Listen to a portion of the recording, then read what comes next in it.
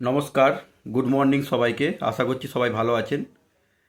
এখন যে মেন আলোচনার বিষয় সেটা হচ্ছে এসআইআর।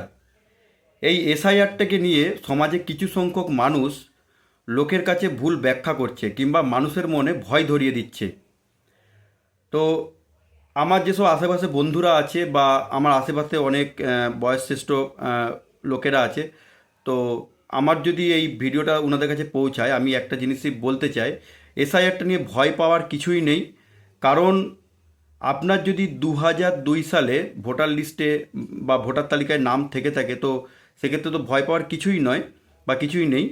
বা আপনার যদি নাও থেকে থাকে 2002 সালের ভোটার লিস্টে বা ভোটার তালিকায় যদি নাম থেকে থাকে, তো আপনার বাবা মার বা পরিবার যদি কারো থেকে থাকে, তো সেক্ষেত্রেও ভয় পাওয়ার কিছু নেই। তো অনেকেই মনে অনেক কিছু চিন্তা ভাবনা করছেন বা অনেকে ভুলভাল কাজ করছেন, যেটা এখনো পর্যন্ত খবরে দেখছি বা বিভিন্ন জায়গা থেকে শুনছি।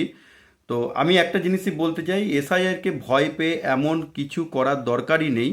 এসআইআরটা তো শুধু এখন হচ্ছে না, এসআইআর এর আগেও হয়েছিল, ঠিক আছে?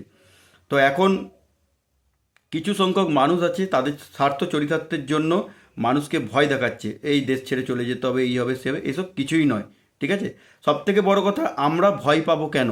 আমরা তো এই দেশেরই নাগরিক, ঠিক আছে?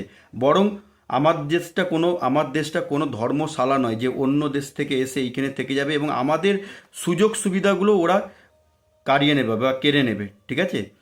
তো আমি আবার একবার বলছি যে এসআইআর নিয়ে একদম ভয় পাওয়ার কিছুই নেই, ঠিক আছে? সবাই ভালো থাকবেন, সুস্থ থাকবেন।